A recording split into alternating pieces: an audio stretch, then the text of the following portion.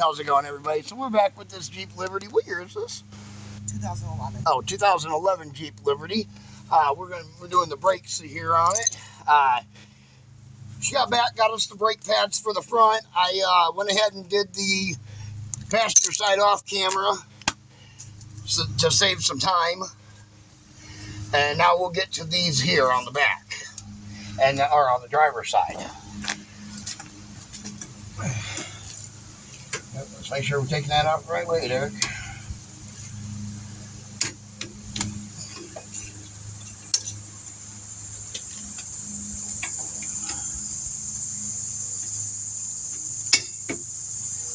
Yeah, go ahead. What were you saying? About snow blowing. Yeah. I snow blow on that side. That's probably why. I don't know. Yeah, it could be. Yeah. Because usually I just make the path here and then go over there. Yeah. And snow blow over there. Yeah, you're probably right. That's probably what it is. Why that side has so much more rust on it than this side does. I don't know.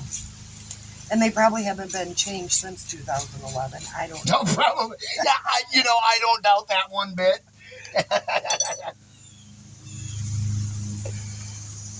Run into that a lot. These are the original parts, and they lasted this long. I had a guy. He had a '80s model Cutlass last year. It wasn't like it was a front wheel drive one, not like the muscle car ones or nothing. Yeah. But yeah, it was in really nice shape. And he's like, yeah, this is a 1988, Cutlass Supreme 2-door convertible. It's a nice car. And every part on it was the original part. Or it was the, old, it was new, what they call new old stock. So it's like an old part that's been sitting in a warehouse since the 80s that he bought and put on the car. He said that's the only parts that he puts on that car. Wow. I was like, well, the car's not even worth anything, I mean, to him, obviously it is, But to a guy like me, a car like that's not worth nothing, Yeah. Like all these newer vehicles, they're so, with the computers and everything, it's not like the older ones where you can just put a part in it and be good to go. You got to reset this and redo this. My thumb. Yeah, exactly. Exactly. Why do you think my Dodge Charger's still sitting up there and broke down? It only does 40 miles an hour. It needs to be reprogrammed. Hey, I had to buy a new computer for this. But to get it reprogrammed, it costs about $700. You might as well just buy the new computer. Oh, and don't forget about that. No, it has a new computer in it. It has to be programmed to the car. I didn't buy a pre-programmed one, not knowing that it was supposed to be pre-programmed. But when I spent the $1,100 on it and got it, it wasn't programmed. So the car runs, but it doesn't go over 40 miles an hour, which is a pretty crucial thing, You kind of got to go over 40. So whenever you guys do see me driving around the park here and stuff, if it does go out of the park, I just take it up to Wajawa or the car show here in town, and that's it. Yeah. Or you guys see it leave on a trailer, because I'm taking it to a car show somewhere. Other than that, that's about as far as that car gets to be driven. As far as I've ever been able to drive it. I had to put a computer in this thing too, and let me tell you. Yeah. Not fun. No. Well, in the garage wanted $2,000. Yeah, I know. I'm like, well, I can order it offline. Well, we can't put it in if you get it offline. Yep. I'm like, you're going to get it from the same place I'm going to get it. Whatever. Yep, exactly. Isn't that goofy? Yeah. Gotta love it.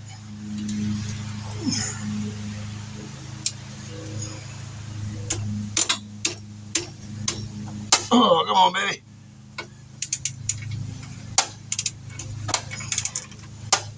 Okay.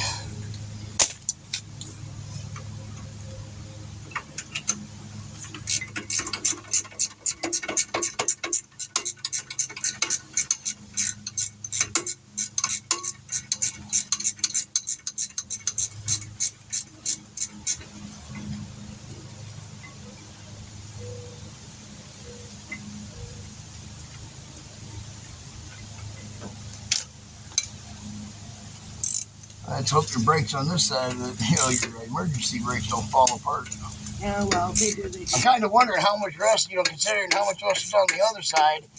When I took it off, I have it on camera where I just tipped the rotor over and just dumped the rust out in my hand. It was that bad. Yeah, I could imagine. My ball joints and all that stuff in that truck, beginning of this year, we had to put about $2,000 in that truck before we could drive it after we put the transmission in it. So we got about $6,000, and it was $4,500 for the transmission and another like $2,200 to have the front end rebuilt on that truck. Wow. Yep. And then not only that, right after we did this one, the front end had to be rebuilt on the black one too. Oh, Jimmy. So that was another $2,000.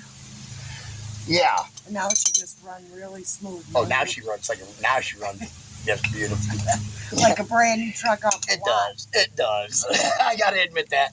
But this truck's always been a really good truck. We got this truck. I got the truck in Tennessee, So a friend of mine bought it for me down there. When he was down in Tennessee, I was like, hey, while you're down there, look around for a white Dodge pickup truck with hardly any rust on it. He brought this back. And he didn't even charge, he charged me $3,000 for it. And that's exactly what he paid for it. So. That's what I said after I got the alignment on this Jeep and stuff. I'm like, oh my God, drives like a new rock up from under my kneecap there.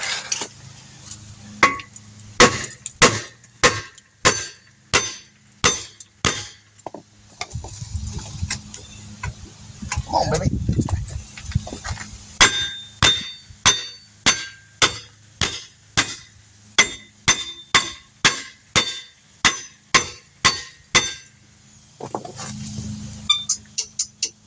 That's just going to give you an issue. Yeah. They're a pain.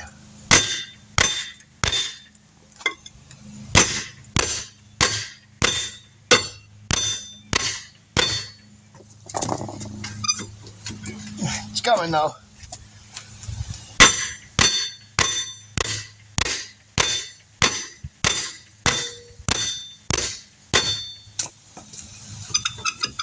All right.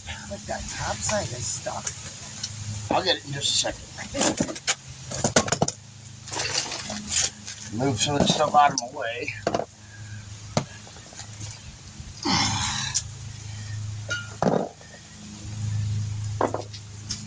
Get underneath here where I can get me a good swing on it.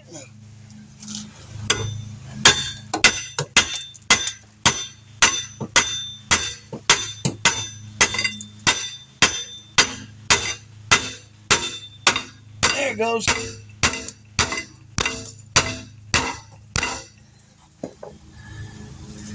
There we go.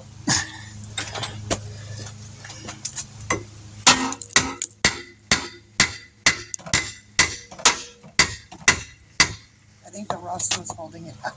It is. Yeah, that's exactly what's holding it on there. Yep. That's the only thing holding it on there is that rust. As soon as I can get it to... Well, now right at the moment it's being held down because I got it cockeyed a little bit, if you see that. Right, yeah. So, gotta get it on cockeyed here now.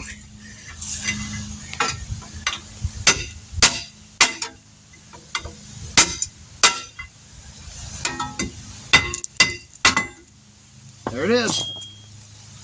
And there's the 40 pounds of rust with it. Yeah. There's that pad that I was telling you about.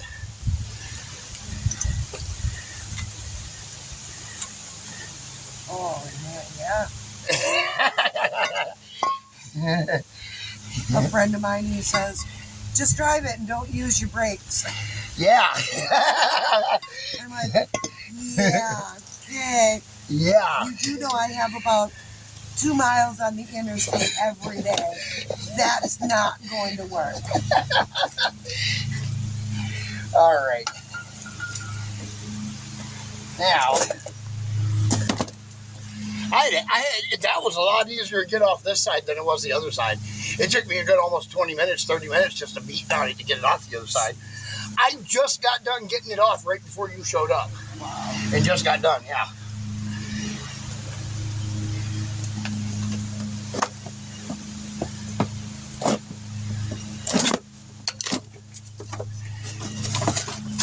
We into crunch time right now. It only took me 10 minutes to get that off. Well, normally, we only get 2 hours on the interstate or on the highways to work on cars. Yeah. After that, they get towed. So it's pretty crucial that we get the job done within that 2-hour mark. So first off, the first hour is kind of like laid back. You take it a little easy. And then second hour is when you put in your crunch time. You know. At least for me, anyway. That's how I do it.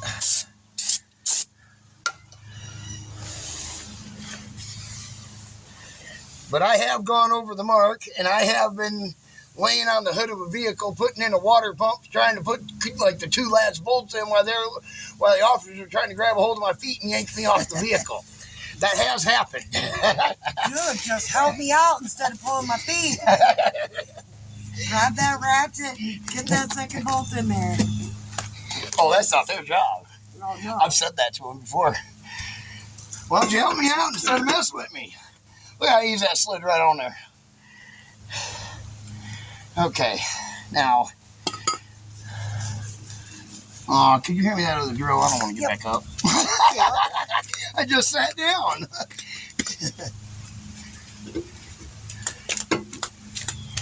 Thank you. And you got the pads? Yeah, I got the right behind you.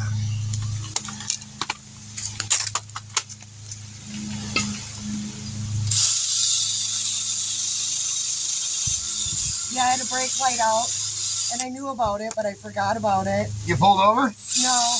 The other night, a friend of mine, he's like, your passenger brake light is out. I'm like, oh, shit, I forgot about that. So yesterday, I took it apart and put a new bulb in it. I'm like, I can do that by myself. Oh, shoot. Uh-oh. I need a clip. I lost one of the clips. Where'd it go? What does it look like? Like this one here. You didn't get new clips with the rears. Only with the fronts did you get the new clips. It was laying right here. It flew out when I used the drill on it. So it should be laying here somewhere.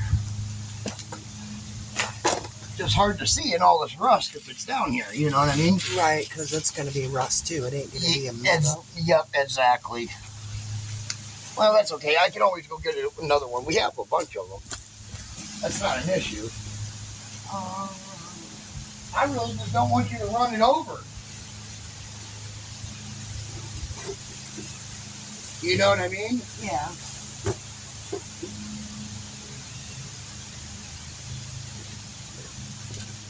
It should have been laying right here, though. I have a metal. Yeah. You got a clip in there? In here? Yeah, just let me have a clip out of there. I have work. I have like one of those metal things, you know.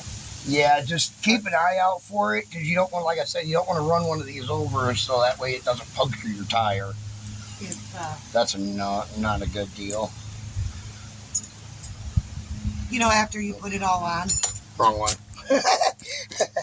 I gotta find the right one in here. After you get it all on, then we'll find it. Yeah, I think you're right. That's how it always goes. Isn't that the truth?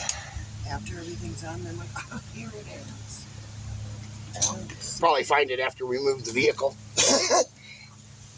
or it might have fell out and I just didn't notice it. It was gone already. Probably all rusted off. Yeah, that's what I was just thinking. That it might have just been rusted out and, gone. Yep. And I didn't notice it until just now. I'm assuming that's what it was. I think so, too. Just all rusted and fell right apart.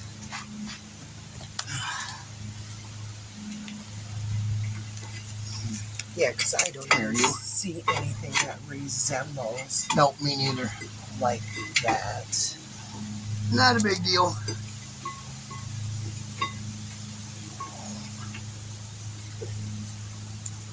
We still have, 8 more on the front. I just don't want you to run over it and get a flat tire is all. So if you run over it and you get a flat tire, be sure to call me because I patch tires too. We also change tires to the rim. Yeah, I seen that on one of your YouTube I'm faster than than Walmart or anybody with a tire machine. I can pull 4 tires off of the rims and put them back on the rims in 5 minutes. Your video from Kohl's up there that day. I'm yeah. like, he did all that in that amount of time, and if somebody would have went to Walmart or something, it's been forever. Yep.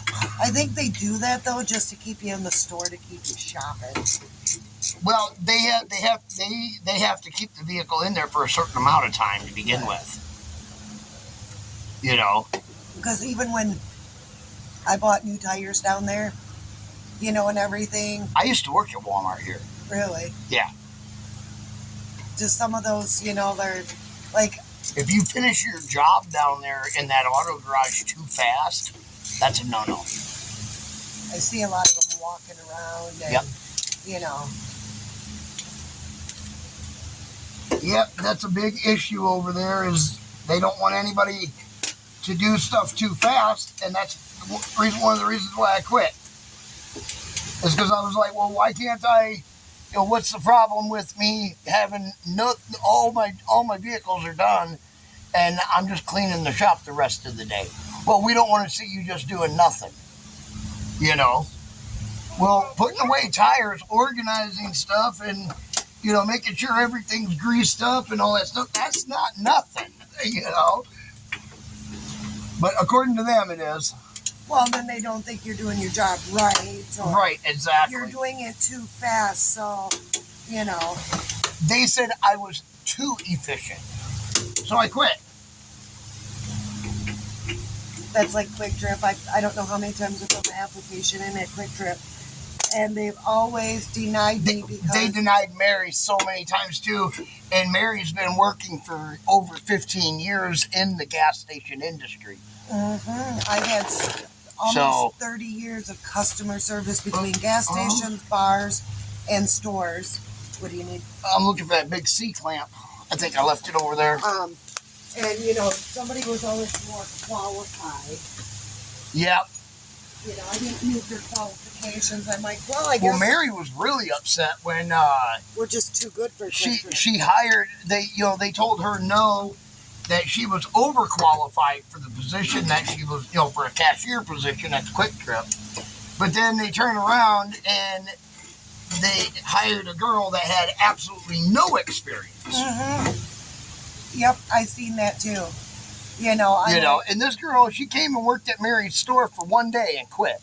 Said she couldn't handle working in a gas station because of all the customers. But yet you're going to go over to Quick Trip because they offered you more money. Yep. That was the whole reason. I just tell everybody, they're like, well, why don't you apply at Quick Trip? I'm like, I'm too good for Quick Trip. yeah, right. I'm like, they don't want me. I'm too good. I've applied 3 or 4 times. And I tried to get Quick Trip to sponsor us this year. Not going to happen. Trying to get a sponsorship through Ryobi right now, too, but I don't think that's going to happen either. You just got to think positive.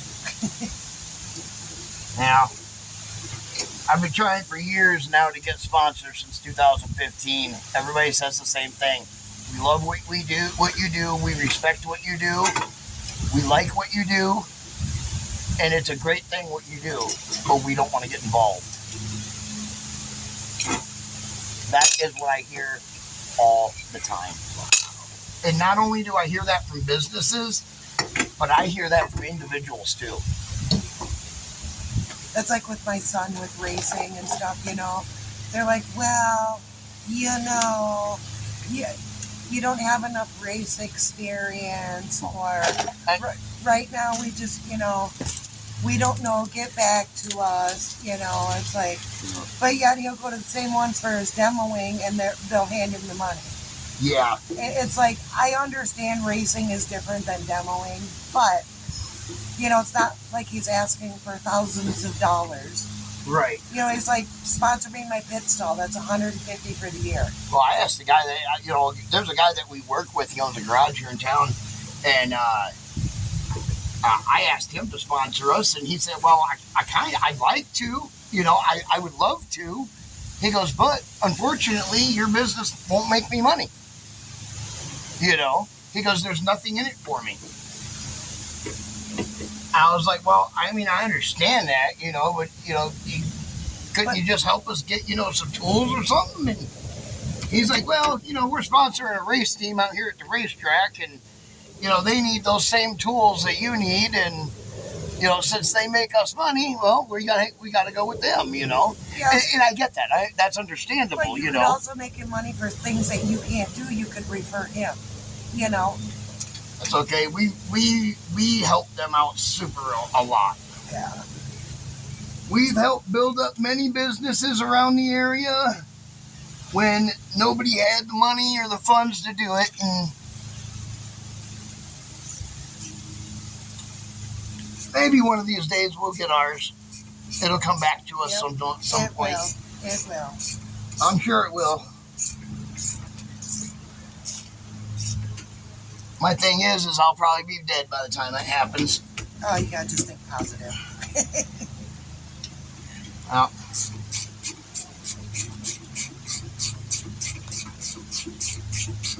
I mean, sometimes I kind of sit here and think, I do something like this.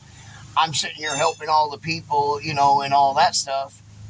And maybe you could say I'm a little ungrateful, but then you end up with people like the Hawk 2 girl that just goes, oh, Hawk 2 on that thing. Yep.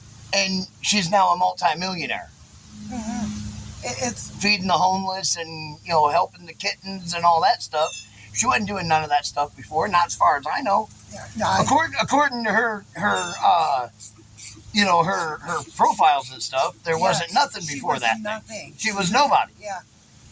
Yeah. Half of these people, like on them TikToks or Instagrams or whatever. My thing is when I'm dead and gone, this business will get broke down and sold, and then everybody will be like, well, what happened to that business? No funding. I put my entire life savings into this business. My bank account has 0 in it. I put my entire life savings in this business for the people here. And some people are grateful for it, and other ones aren't. And other ones don't care. Yeah. And that one, to me... And there are people that do take advantage of what I do. There's people that I've helped. They've got multi-million-dollar cars. Like that guy I helped with the Corvette or the Lamborghinis, or them guys. They could give us a donation of a couple $100 or even $20, but they don't. Yeah, I was gonna say it's the ones that have the money. I tell you what, I've gotten more donations from people that have been driving the shitbox car, basically a rusted up piece of junk, than the person driving the brand new Mercedes. Yeah. That has the money, And to be honest, I really don't care to help those people in those nice cars like that, but I will, because it's the right thing to do. That's like I went to Habitat for Humanity, and my granddaughter wanted a desk from down there. Yeah. So I had the Jeep and whatnot, and so I went down there, and it says right on there that they can't help you load your stuff anymore. So because of the elderly people working there? No, there's younger ones working there, but so I got there and I paid for it and everything, and I said to the lady or the girl, I said, do you have a buggy I can put this on? She's like, yeah. So I grabbed the buggy and went over there, and this other lady, she was coming down from the office or whatever. She's like, do you need help with that? And I said, well, I didn't think you could help. And she said, I go, according to your website, she's like, we can help. She goes, we just can't put it in your... Seemed kind of offended by that, didn't she? She said something about... Just can't put it in your vehicle? Kind of car, your BMW, because we can't scratch the inside or something. Oh, gotcha. I'm like, are you kidding me? And she's like, yeah, we helped somebody put something in their car and it scratched the interior. We had an incident like that at Walmart one time when I was working at garage. There was a guy that brought an old Camaro in there for an oil change. And the guy that did it, he had like a little drop of oil on his pants or whatever. Didn't get on the guy's interior or nothing, but when he got out of the car, the guy seen that little drop of oil on his pants, and boy, did he freak out. Ever since then, if you're picky at this Walmart about how they, are in your vehicle or they just tell you to take it somewhere else because of that incident. Well, you can't blame them. Nope. And that was during the car show too, so they really get particular about that. So anyways, she went over to talk to, I think it was the girl at the register needed help. So she went to them, and so I went out and I got it loaded in the Jeep and I brought the buggy back in. She's like, did you do that by yourself? And I'm like, yeah. She's like, well, I'm sorry, I would have helped. I'm like, oh, it wasn't as heavy as I thought it was going to be. And it wasn't. I mean, I got it in there, you know. But yeah, it was like, okay, you're very ungrateful. If somebody was and there's a little scratch, like anybody was going to know it or see it, you know. I'm like, how? Just how can you be so ungrateful? I guess I was just raised way differently than... I guess I was too. Because, I mean, I was always raised, you know, I don't know. I mean, I was always raised differently. I mean, I was raised with, you know, be polite, have manners, you know. Yep. Don't swear like a sailor. In front of your elders. Yeah. Have respect for your elders. Yeah. Be seen, you know, be seen, not heard. When I... So my bought a gas station in Wanakee.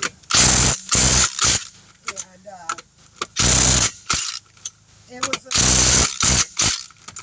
the people that had it were very welcoming in the community. Yeah. So when we took it over, I went down there. I was there for like a year working opens to closes. Plus I was working in Trinidad in both of the stores because I was the manager. Oh, I see. So Wanakee people are Wanakee people are very entitled people. I was just a Wanakee the other day. They're very entitled. It's a small little town, I'll tell you that. Yeah. So I have this older gentleman. The car wash was broken down. Probably wouldn't get on my grill. Car wash was broken down, okay? Yeah. When you got to call somebody, they got to come clear from Green Bay. You got to be put on their list, you know. Oh, really? Yeah. Well, that sucks. So, anyways, this older gentleman in his probably late 70s comes in there. He wants to use the car wash, it's broken. Comes in.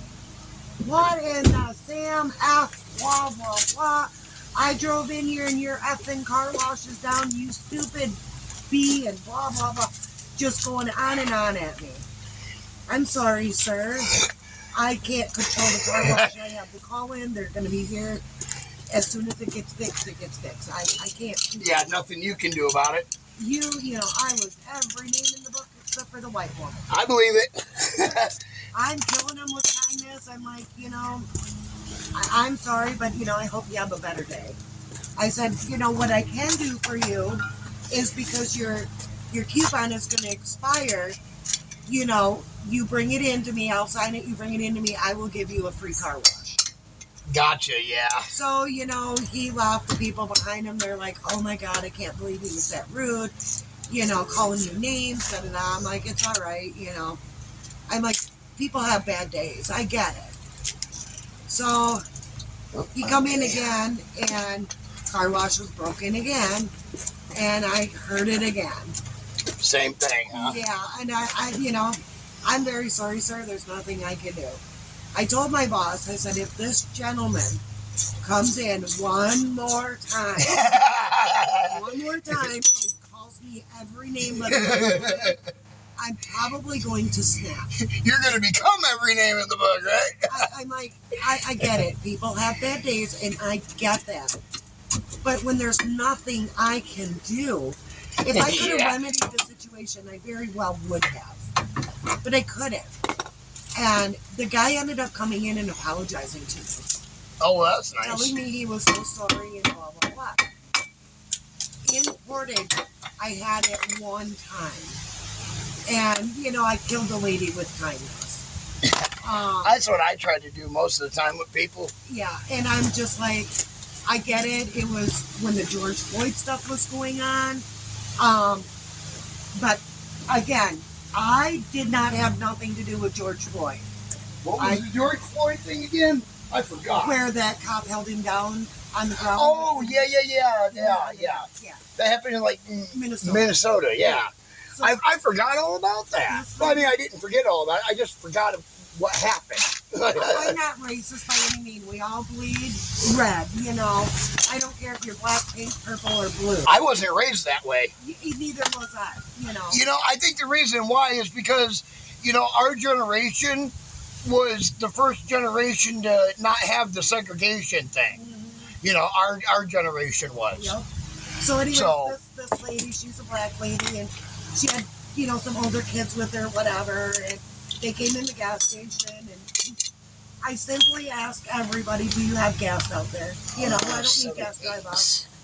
And he's like, oh, you're accusing me of stealing gas? And I'm like, no, just asking the question.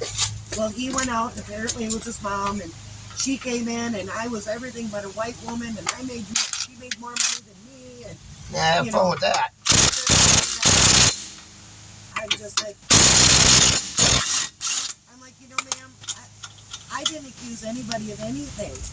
I simply... Oh, is this a woman that said that? Yeah. And, you know, she took a wad of money out of her bra, you know, and strapped it on the counter. I make more money than you do.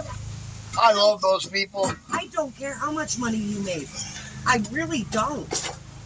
You know, and lo and behold, her father was in the bathroom. And he come out and apologized to me. I don't doubt that. I'm like, you know, you have no reason to apologize. You know, and that was my first year down there. That happened. And I've been there 3 and especially years. In this day and age, there's no room for that stuff anymore. No, there's not. You know, and ma'am, if it wasn't for me through that gas pump, you would not have that gas. Yep. You know, unless you had a credit card, and she was paying. I always liked it when I worked retail sales. I always would tell a rude customer, you know, we could deny anybody service for anything. You know, it pretty much puts a stop to their bull right away. So anyways, I was telling my boss, I'm like the other couple weeks ago, I said, you know, one of my coworkers, she tells me every day that somebody calls her a bitch or a stupid bitch or, you know, is really rude with her. I said, you know, I don't have that, but I have a whole different attitude as well. But so I was telling him about it, you know, we were talking. And, hey, can you hand me this box right here? Yep. And then... I got my paper towels in it. And then the next day, I get to work, my gas pumps were down. And I had been having some issues, and I had to call in, you know, for them to come fix it, whatever. So there's a dump truck driver sitting over on pump 7. I got there, and I noticed the pump was down, so I have to reset him. It takes 5 minutes. Yep. So I'm walking to the door, he's walking to the door, and I said, it's going to be at least 5 minutes. I can get in there, you know, said it. You stupid fucking bitch, I need diesel. As he's walking away, I'm like, thank you, have a great day. You're not going to ruin my day, pal. You know? Hey, yeah, no joke. Ain't doing it. Petro's right next door. Go having a good day already. Don't need your problems. Yeah, go to Petro. I mean, they're right there. I'm sorry. And so I get in there. Well, there was a car sitting on pump 8. And I'm like, I thought, you know, when I pulled in, maybe the car was with the dump truck driver. And oh, I've seen that, yeah. So the dump truck driver left, whatever, and I'm going about my business, and the car's still sitting there. And I went out and changed the garbages, and I looked at the car, and I'm assuming they were moving because the car was packed full and only room for the driver. And so I got hold of my coworker. I'm like, do you know what the deal is on pump 8? I said, there's a car sitting there, you know, did it break down? Yeah. You know, they coming back in the morning, you know, blah, blah, blah. And, oh, there was just the car there, nobody in it? Yeah, nobody in it. Oh, she's like, I have no idea. I'm like, okay, well, I guess I'm going to wait till about 11 o'clock. If nobody shows up, I'll call the tow truck because that's blocking a diesel pump.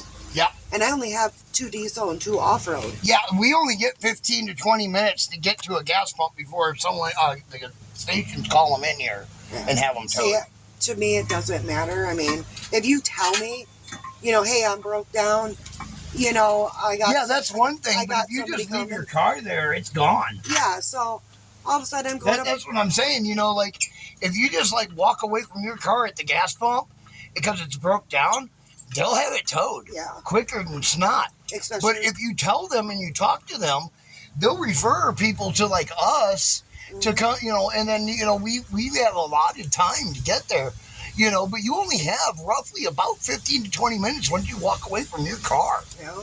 And they have it towed. You know, like with us, you know, I mean, we're not corporately owned, so... Yep. You know, my boss, he's pretty good about it. I've had people come in, like, you know, my car broke down, my brother's coming with a trailer, or, you know, can I leave it sit here? Oh, So, are you guys privately owned? Yeah. Yep. Oh, I got you. Okay. And, I was talking more about, like, the quick trip, you know? No, we're privately owned. And if you come talk to me, I don't have a problem. You know, I just need a phone number. Yeah, that's like the BP Mary works at. They're privately owned. Which BP? The one out there on out by Chubby's. Oh, okay. Yep. Yeah. Yep. They're privately owned. Yeah, Lockbeer owns that one. Oh, do they? Yeah. Lockbeer. My boss is Kabir, and Lockbeer is the other one. He owns like 15 gas stations. Yeah, I know they do. Does. My boss only owns 4. 2 by Milwaukee and 2 here. So anyways, I'd be bopping around doing my business, whatever. All of a sudden I look out and I see feet down by the car. So I'm like, okay, well, where'd she come from? The motel? Did somebody drop her off? You know, whatever. Yeah. She comes walking in with a bag, and it was a young black girl. I'm like, well, good morning, how are you? And she's like, I'm good. Do you have a restroom? And I'm like, you know, right down the hall there. And she had a bag and stuff. She went in the restroom, and, you know, I did her thing, yeah. She's in there for an hour. And I'm like, oh, man, what, you know. Did she OD? Did she pass out? She trying to take a shower in my sink or a bath? You know, I'm like, there's really nothing in her bathroom. It's a toilet and a sink. That's it. Yeah. And a baby changer. Yeah. You know, I'm like, there's not much you can do in there. Taking a nap in there? What's going on? Yeah, I'm like, you know, so I thought, do I knock on the door? Do I not? You know, so I thought, well, I'll go over by the coffees and see if I can get water running. About that time, the door opened, and she come out, and she's like, I need $30 on pumps 8. I said, well, ma'am, that's a diesel pump. She's like, oh, we'll just put it on 4. And I'm like, yeah, I'd rather have you at the pump before I prepay. Yeah, before someone rolls up there and steals it. Because I said, if somebody comes up there and takes it, I said, jacks your gas. Turn your wheel straight. I said, jacks your gas. I said, I'm not responsible, you know.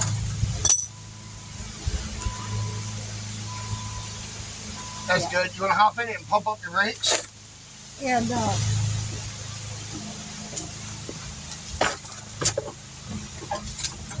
just pump them up till they're hard again.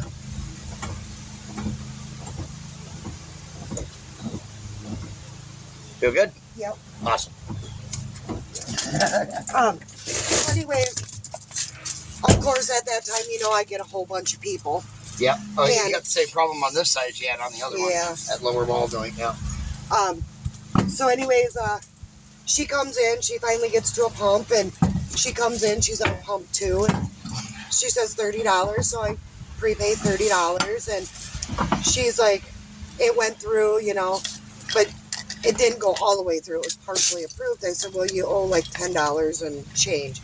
She looks at me and she just snapped. She was like, I don't have any fucking money. Oh. That's what I have on my card. I said, well, ma'am, I said, and I had other people in the store, and I'm like, well, I could void it out and, you know, put it for that amount. Don't you dare void it out.